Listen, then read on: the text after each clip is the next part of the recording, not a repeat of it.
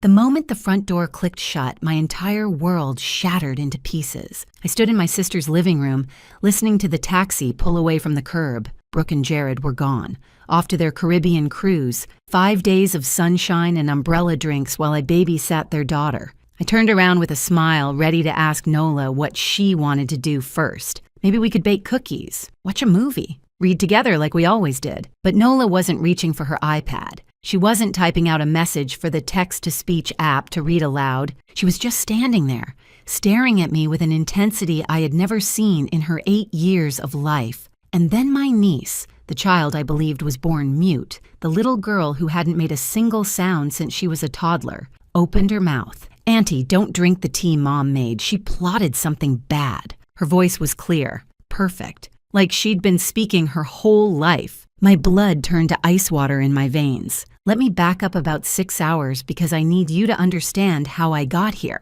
how I ended up standing in my sister's house, discovering that everything I thought I knew about my family was a carefully constructed lie. My name is Lisa Rames. I'm 32 years old.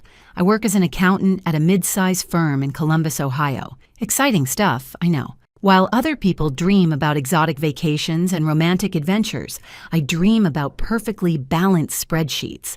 My therapist says I use numbers to feel in control. My therapist is probably right. That morning started normally enough. Saturday, coffee, quiet apartment. I was actually enjoying the peace when my phone rang. Brooke, my older sister. 6 years between us, but sometimes it felt like 60. Her voice was honey sweet, which should have been my first warning sign. Brooke only used that voice when she wanted something. "Lisa, I have the biggest favor to ask." Turns out she and Jared had booked an anniversary cruise. 5 days, Caribbean, very romantic, very last minute, and they needed someone to watch Nola. "Of course," I said, because that's what I always said to Brooke. I'd love to spend time with her, and I meant it. I genuinely adored my niece. Even though communicating through an iPad was sometimes exhausting, there was something special about Nola. She had these big, watchful eyes that seemed to absorb everything. When I read to her, she'd lean against my shoulder, and I could feel her relaxing, like my voice was a safe place. See, Nola was born with a rare condition. At least, that's what Brooke always told everyone. Something neurological that affected her ability to speak. The doctors caught it when she was about 3, Brooke said. Nothing could be done. I never questioned it. Why would I? She was my sister. Mothers know their children. Besides, I wasn't around much during Nola's early years. I'd taken a job in Chicago right after she was born. Good opportunity, couldn't pass it up. I'd fly home for Christmas, maybe a weekend here and there. By the time Nola was 3, she was already silent. Brooke had already crafted the whole narrative. I moved back to Ohio 2 years ago when our mom got sick. Cancer, the slow, terrible kind. I wanted to be closer, wanted to help. During those months, I started spending more time with Nola, reading to her, bringing her books, just being present. Even without words, we built something real. Our dad, Harold, had died 3 years before Mom, heart disease. He was the quiet, steady type, the kind of man who fixed things and didn't complain. After he was gone, it felt like the family lost its anchor. When Mom finally passed 14 months ago, she left behind a trust, about $1.2 million, their entire life savings, Dad's life insurance, everything. The terms were clear. Both Brooke and I had to sign for any major withdrawals. Mom was smart that way. She also left me the family home since Brooke already owned property. At the time, I thought it was fair. Now I wonder if Mom knew something I didn't. Anyway. Back to that Saturday morning, I drove over to Brooke's house around noon. Nice place. Big lawn. The kind of house that looks like a magazine cover. Brooke greeted me at the door with a hug, which was unusual. My sister wasn't really a hugger. "You're a lifesaver, Lisa, truly." She looked perfect, as always. Hair done, nails done, designer luggage waiting by the door. Jared was loading bags into the taxi that had just arrived. He barely looked at me. Just a quick wave, a mumbled hello. He seemed nervous, sweaty, but Jared was always kind of twitchy. I didn't think much of it. Brooke walked me through the house like I'd never been there before. Here's the kitchen. Here's Nola's room. Here's the remote for the TV. And then she opened the refrigerator and pulled out a large thermos with a yellow lid. "I made this for you," she said, pressing it into my hands. "Herbal tea for stress. You look tired, Lisa." You've been working too hard. Something about the way she said it felt off, too insistent. But I smiled and thanked her, because that's what I did with Brooke. I smiled and thanked her and never pushed back. She had always been the one with the solutions, even when I didn't ask for them. When I went through a bad breakup at 25, Brooke's prescription was lavender oil, green juice, and a vision board covered in George Clooney pictures. Manifest your future husband, she'd said. I still have trust issues with vision boards. The taxi honked. Brooke hugged me again. 2 hugs in one day, definitely weird, and rushed out the door. Jared followed without a word. I watched them climb into the car, watched it pull away. Then I closed the front door, turned around, and found Nola standing there, looking at me like she was about to tell me the world was ending. Auntie, don't drink the tea Mom made. She plotted something bad. I couldn't breathe, couldn't think. The thermos was still in my hands, suddenly feeling like a bomb. My niece, who I believed was born mute, had just spoken to me in a perfect, clear voice, and she was warning me that my own sister was trying to poison me. Before we continue, if you're enjoying this story, please hit that subscribe button and tell me in the comments where you're watching from and what time it is there. I read every single comment, and your support truly means the world to me. Now, back to what happened next. I set the thermos down on the counter like it was radioactive. My hands were shaking so badly I nearly dropped it. Then I turned back to Nola and sank down to my knees, bringing myself to her eye level. "Nola," I whispered, you can talk?" She nodded. Her eyes were huge, scared, but there was something fierce in them too, something determined. "I always could, Auntie. Mommy made me stop." The room tilted. I had to put a hand on the floor to steady myself. "What do you mean, made you stop?" And that's when my 8-year-old niece told me a story that ripped apart everything I thought I knew about my family. Nola wasn't born mute. She never had a neurological condition. That was a lie my sister had been telling for 5 years. Until she was 3, Nola talked like any normal toddler. She said her first words, learned new ones every day, sang songs, asked a million questions, said, "I love you" at bedtime. Then one afternoon, everything changed. Nola was playing upstairs in her room. She got thirsty, so she crept downstairs to get some juice. Mommy was in the kitchen, talking on the phone. She didn't notice the little girl standing in the doorway. Nola heard words. Most of them she didn't understand, but some of them she recognized. Aunt Lisa, money, out of the picture. When Daddy's gone, then Mom, and then we get everything. She trusts me completely. She's so stupid. Nola was 3 years old. She didn't know what out of the picture meant, but she understood Aunt Lisa, and she understood the mean, cold way her mommy said, "stupid." The next day, innocent and confused, Nola asked her mother, "Mommy, what does out of the picture mean?" Brooke's face went cold. She grabbed Nola's arms, too hard, leaving little bruises, and knelt down until they were face to face. "Listen to me very carefully," she said. "If you ever speak again, to anyone, about anything, something terrible will happen to Aunt Lisa. Your voice is dangerous. Every word you say hurts her. If you love your auntie, you'll never make another sound. Do you understand?" Nola loved me. I was the aunt who brought her picture books, the one who smiled at her like she was the most special thing in the world. So Nola stopped talking. She was 3 years old. She made a decision to give up her voice, to protect me. I sat there on Brooke's kitchen floor, tears streaming down my face, as this child explained the sacrifice she'd made. 5 years. 5 years of silence. 5 years of terror, thinking that every word she spoke might hurt the person she loved most. And Brooke, my sister, the devoted mother, had used that fear. She took Nola to doctors, played concerned parent, collected her selective mutism diagnosis, but she told everyone something different. Neurological, born with it, nothing to be done. She made sure no one saw the real medical records. I was in Chicago, visiting twice a year.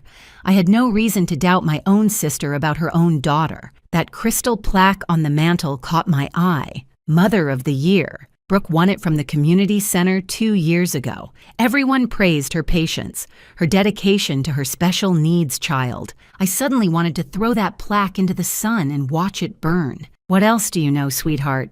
I asked gently. What else have you seen? It turned out that being silent made Nola invisible. Adults forgot she was there. They talked freely around her, assuming she couldn't understand or couldn't tell anyone even if she did. Nola saw everything. She saw her mother practicing my signature over and over on scrap paper until it looked almost right. She heard phone conversations about the trust and transferring everything, and before Lisa figures it out, she watched her father become more and more afraid of her mother, agreeing to everything, never questioning anything. She observed her mother perform for neighbors, church friends, teachers, the perfect mask of a loving parent making sacrifices for her disabled daughter. And 2 nights ago, Nola heard something that made her realize she couldn't stay silent anymore. She'd crept to the top of the stairs, like she'd done hundreds of times before. Her parents were in the kitchen, planning. The tea will make her sick enough for the ER, Brooke said. Not dangerous, just severe stomach problems, extreme drowsiness. She'll be out for days. What about Nola while we're gone? Jared asked. Mrs. Patterson next door will take her. I already told her Lisa has episodes sometimes. She bought it completely. And while Lisa's in the hospital, we drive to Indianapolis.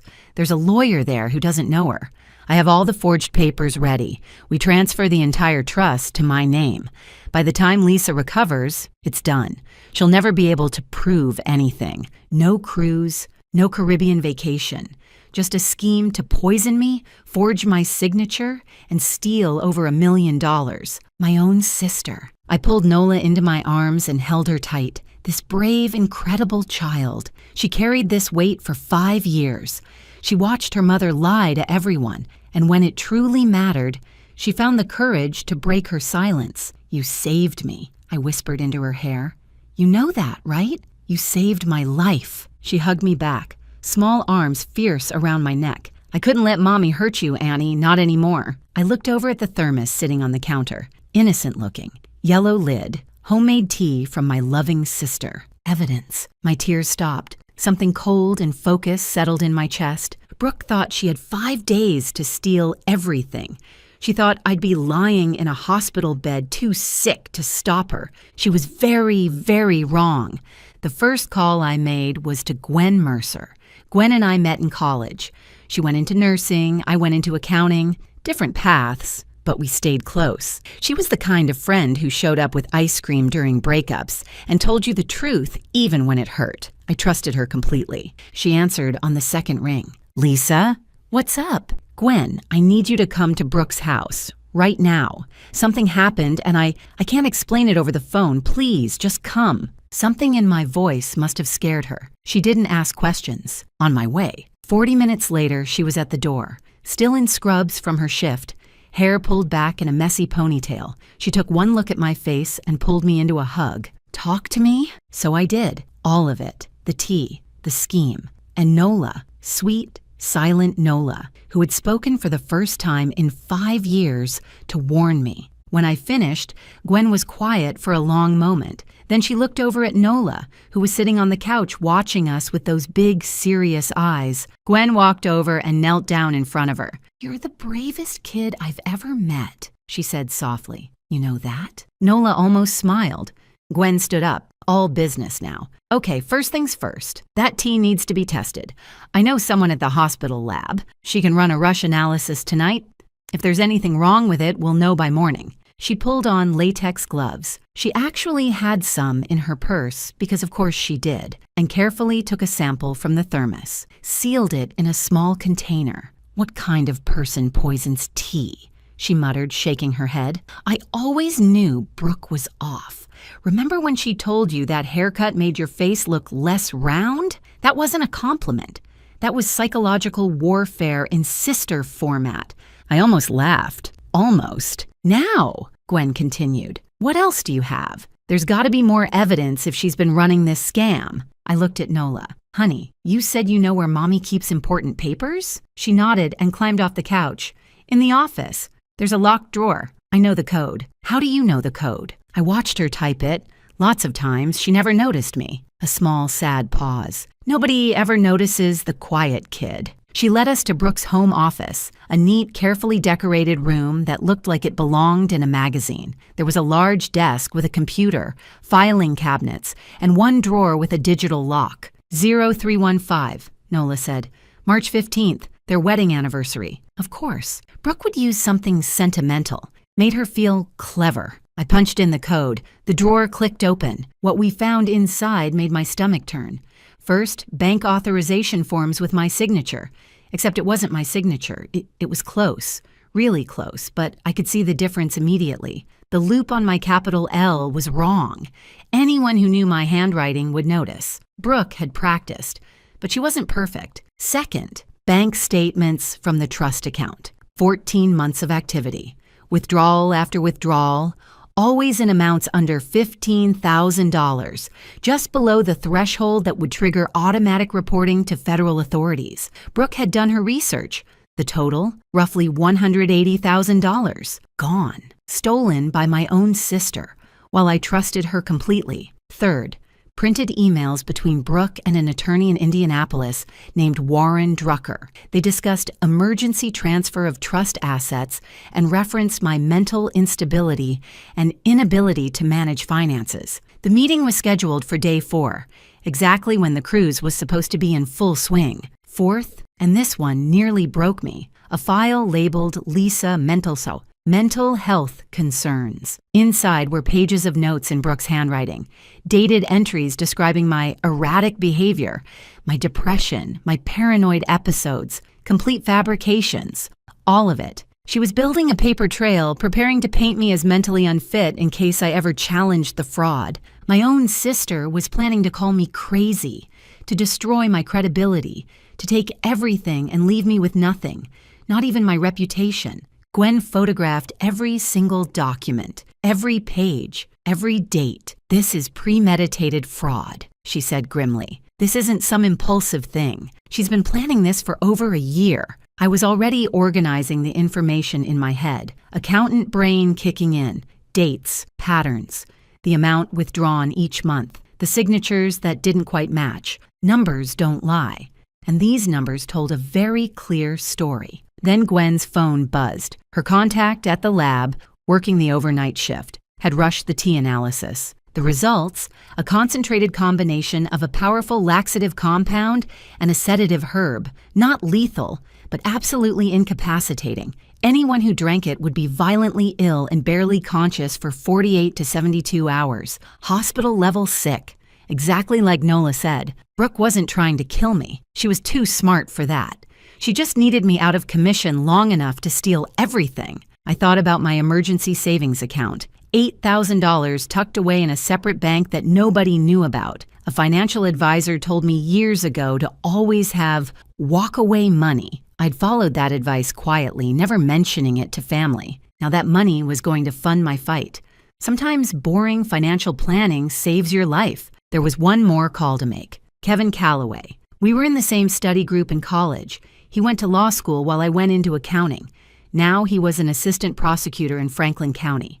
I called him, explained everything. When I finished, there was a long silence. Lisa, he finally said, this is fraud, forgery, attempted poisoning, and what your sister did to that child.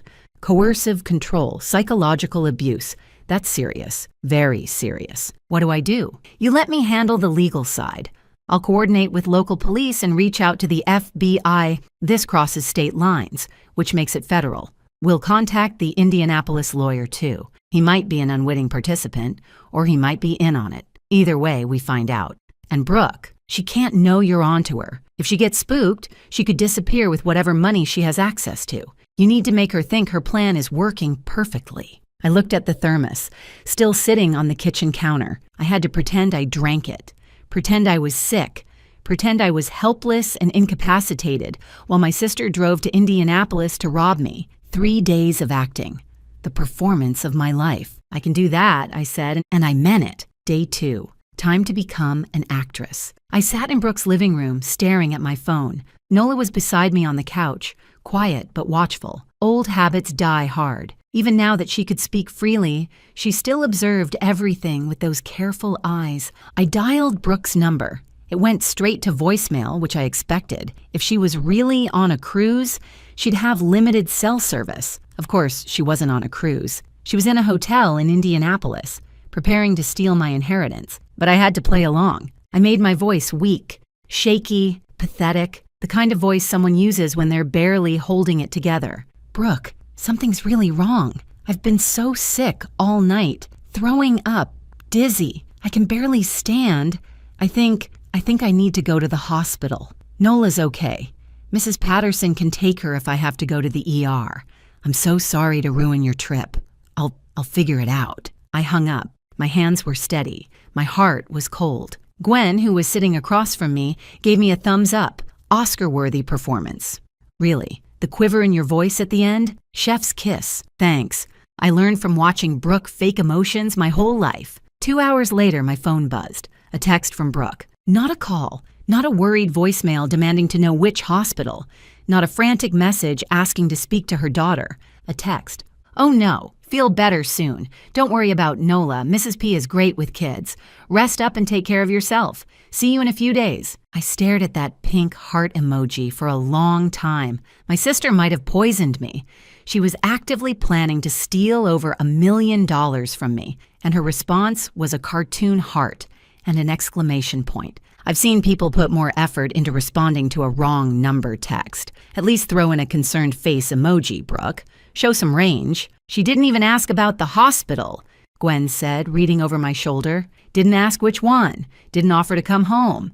Didn't ask to talk to Nola. Nope. Your sister is actually a sociopath. I'm starting to think actual sociopaths try harder than this. Over the next few hours, Gwen's husband, who worked in IT, gave us a quick lesson in social media tracking. Turns out, Jared wasn't as careful as Brooke. His Instagram still had location services enabled. He'd posted a selfie at a coffee shop yesterday morning, grinning like an idiot. Geotagged to Indianapolis, Indiana. No beach, no cruise ship, no Caribbean sunset. They were exactly where Nola said they'd be. While Gwen worked on tracking their digital footprint, I went back to the evidence drawer. There had to be more. Brooke was meticulous. She kept records of everything. I found them at the bottom, underneath a stack of old tax returns. Letters, handwritten, dated during our mother's final months. My hands trembled as I read them. They were from Brooke to our mother, Patricia, written while Mom was dying of cancer, while she was weak and scared and fighting for every breath. In these letters, Brooke begged, no, demanded, that Patricia change the will, leave everything to Brooke alone, cut me out completely. Lisa is single. She doesn't have responsibilities like I do. I have a daughter to raise. I need this money. You always favored her anyway. This is your chance to finally make things right. If you ever loved me, you'll do this. The manipulation, the guilt, the cruelty of pressuring a dying woman. And then I found Mom's response, handwritten on her personal stationery. The handwriting was shaky. She was so weak by then, but the words were strong. I will not punish Lisa for being responsible. I will not reward you for being greedy. The trust stays equal. This discussion is over. Do not bring this up again. I love you, but I am disappointed in who you've become. Mom, Patricia refused. Even on her deathbed, she protected me. So Brooke waited. She waited for our mother to die. And then she started forging. I sat there on the floor of that perfect home office, holding my mother's final words in my hands, and I cried. Not for myself, for Mom, for the betrayal she saw in her own daughter before the end. Auntie? Nola's small voice. She'd come to the doorway. Yes, sweetheart? Are those letters from Grandma? Yes. She walked over and sat down next to me on the floor. Her little hand found mine. Grandma told me something once, she said quietly. When Mommy wasn't in the room, she said, watch your mama, little one. Something's wrong in her heart. I thought she meant Mommy was sick, like with her actual heart. I didn't understand. I think Grandma knew, I said. She always saw people clearly. Do you think she knew about me? That I wasn't really mute? I thought about my mother. Sharp until the end. Observant. The kind of woman who noticed everything but chose her battles carefully. "I think," I said slowly, "that Grandma trusted me to figure it out eventually, and she trusted you to be brave when it mattered." Nola squeezed my hand. That evening, Kevin Calloway called with updates. The legal machinery was moving faster than I expected. Local police were fully briefed. Given the evidence of fraud, forgery, and attempted poisoning, they were taking this seriously. The FBI had been consulted.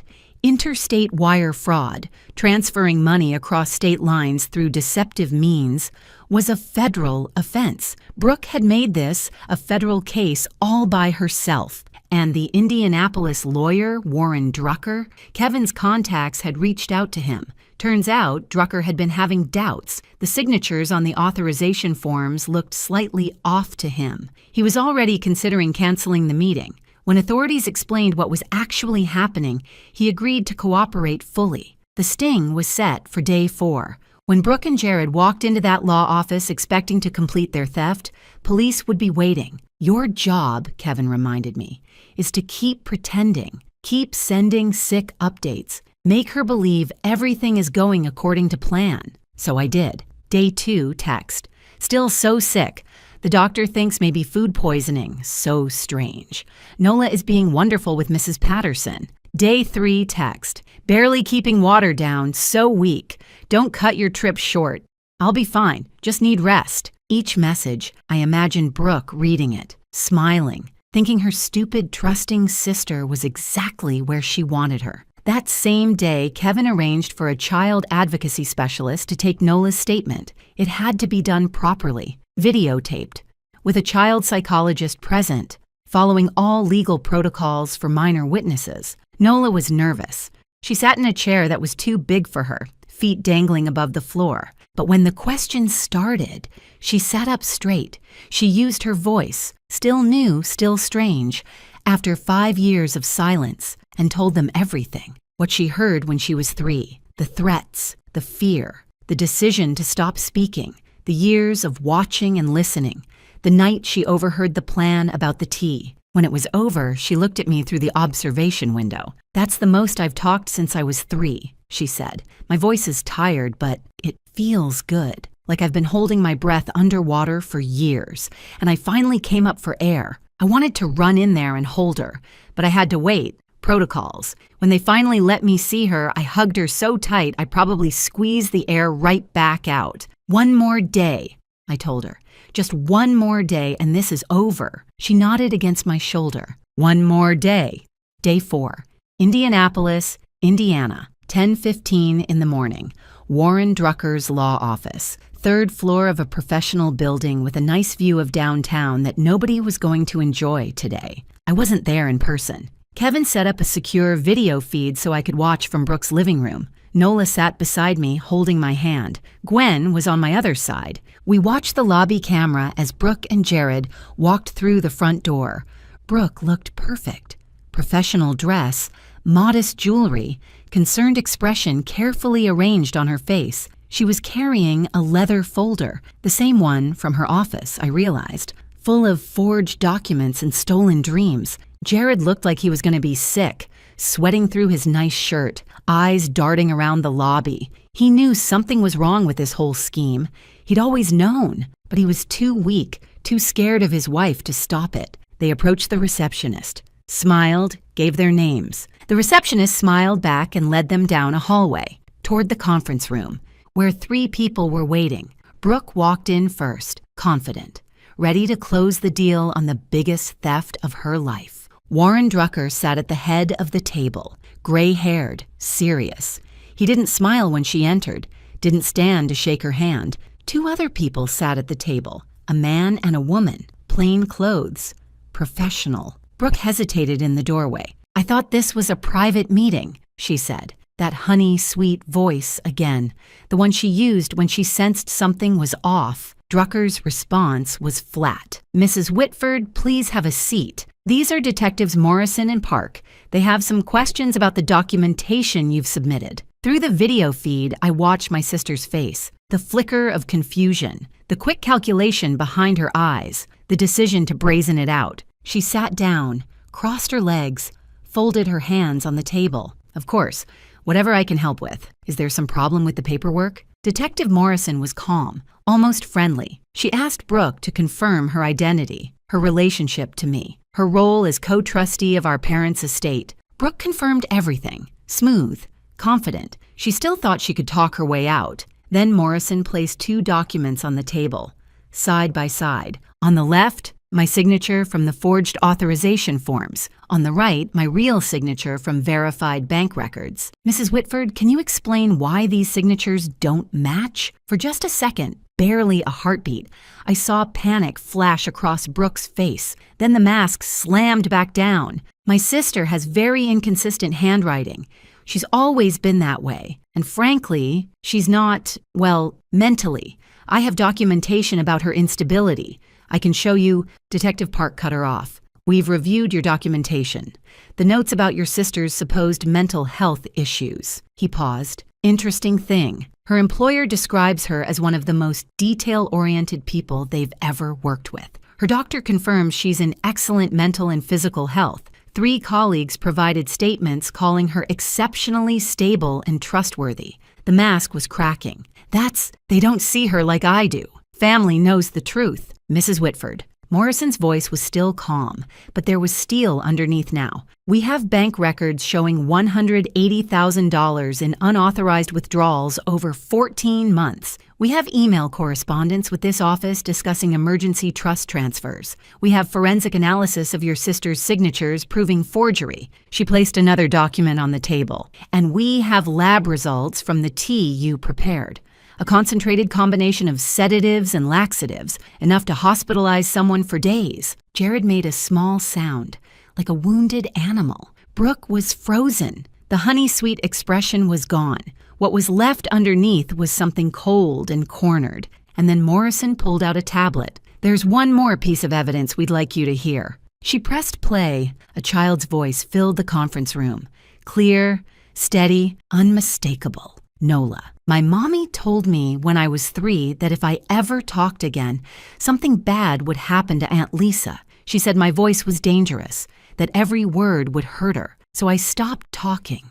For 5 years to protect my aunt. The recording continued, Nola describing what she'd overheard, the phone call when she was 3, the night before the cruise. Every detail delivered in that careful, serious voice. I couldn't let Mommy hurt Auntie Lisa. She's the only one who ever really saw me. Even when I couldn't talk, she listened. The recording ended. Silence. And if this story has you on the edge of your seat right now, please take just 1 second to hit that like button and subscribe. Your support means absolutely everything to me, and I read every single comment. Now let's finish this. Brooke stared at the tablet like it had grown teeth and bitten her. She's mute.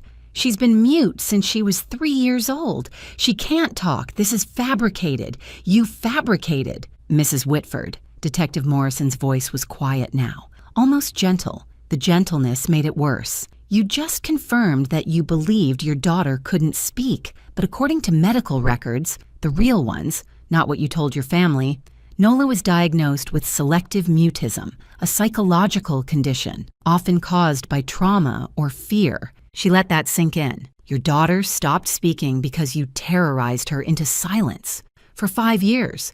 That's child psychological abuse, added to fraud, forgery, and attempted poisoning. Brooke's face twisted. The mask didn't just crack, it shattered completely. What came out was ugly, raw, the real Brooke, finally visible. She was supposed to stay quiet. She was never supposed to. Brooke, Jared's voice, shaking. Stop talking. Just stop. He turned to the detectives. I want a lawyer, a separate lawyer. I'll cooperate. I'll tell you everything. She planned all of it. The signatures, the transfers, the tea. I was scared of her. I'll testify. Whatever you need. Brooke turned on him with fury that made even the detectives tense. You pathetic coward! After everything I did for us! Mrs. Whitford, Detective Park stood. You're under arrest. Please stand and place your hands behind your back. They read her rights. The handcuffs clicked around her wrists. She was still talking. Still trying to explain, to justify, to manipulate. But there was no one left to manipulate. Everyone in that room had seen the evidence. Everyone had heard her own daughter's testimony. She was led out of the conference room, out of the building, into a waiting police car. I watched through the video feed as my sister, the golden child, the perfect mother, the woman who had terrorized a 3-year-old into silence and tried to poison her own sister, disappeared into the back of that car. I felt Nola squeeze my hand. I looked down at her. "It's over," she whispered. "It's over." Gwen let out a long breath. "Well, I guess they'll want that Mother of the Year plaque back. Think we should mail it to her? At her new address? Behind bars?" I almost laughed. Almost. Justice was coming. But there was one more thing I needed to do. 2 weeks later. Franklin County Family Court. The courtroom was small, functional, not the grand dramatic space you see in movies, just a room with fluorescent lights and uncomfortable chairs and a judge's bench that had seen 1,000 broken families. But today, something was being put back together. I sat at the front table in my best professional outfit, the same one I wore to important client meetings. This was more important than any client meeting I'd ever had. Nola sat beside me. She'd picked out her own dress that morning, purple, her favorite color. She'd brushed her own hair. She was nervous, I could tell. Her foot kept bouncing under the table. But she wasn't silent anymore. The judge reviewed the case file. Brooke's arrest. The fraud charges, the forgery, the attempted poisoning, the 5 years of psychological abuse inflicted on a child. Jared had signed away his parental rights in exchange for cooperation with prosecutors. He'd known about everything. He'd done nothing to stop it.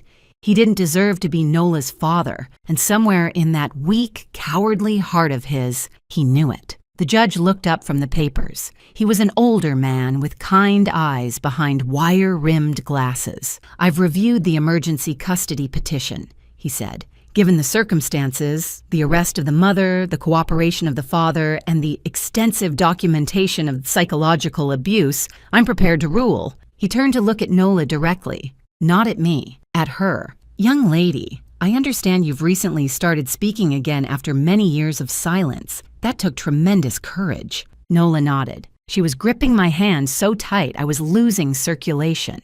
"I'd like to ask you directly, in your own words, where would you like to live?" Nola looked at me, then at the judge, then back at me. And then she stood up, 8 years old, 4 feet tall, wearing a purple dress and more bravery than most adults ever manage. "I want to live with my Aunt Lassa," she said. Her voice was clear, strong, a voice she'd given up for 5 years to protect someone she loved. She's the only one who ever really saw me. Even when I couldn't talk, she listened. She read me books. She sat with me. She never made me feel like something was wrong with me. She paused, then added, "Also, she makes really good pancakes." Quiet laughter rippled through the courtroom. Even the judge smiled. He signed the papers. Emergency custody granted to Lisa Rames. Walking out of the courthouse, I couldn't stop looking at Nola. She was chattering away about the courtroom, about what she wanted for lunch, about a bird she saw on the window ledge, about whether we could get a dog someday. 5 years of silence. Now she couldn't stop talking, and I wouldn't have it any other way. That evening, we had dinner in my apartment. Our apartment now. I'd already started converting the spare room into Nola's bedroom. Purple walls, her choice, bookshelves everywhere, a cozy reading corner by the window. "Aunt Lisa?" she asked through a mouthful of pasta. "Yeah, sweetheart? Can I tell you about dinosaurs?" I smiled. "Absolutely." What followed was a 25-minute lecture on every dinosaur species Nola had ever read about, complete with detailed analysis of which ones would win in fights. Apparently, velociraptors are totally overrated because of movies, and T-Rex has unfair advantages because of media bias. The real winner, according to Nola, would be the Ankylosaurus, basically a tank with a built-in weapon. I nodded along seriously to all of it. I didn't need to understand dinosaur combat theory. I just needed to listen. Nola started therapy the following week, a specialist in childhood trauma. The sessions were hard sometimes. 5 years of fear and silence don't disappear overnight. There were bad days when she got quiet again, when the old terror crept back in. But there were more good days. Days when she laughed out loud. Days when she sang in the shower.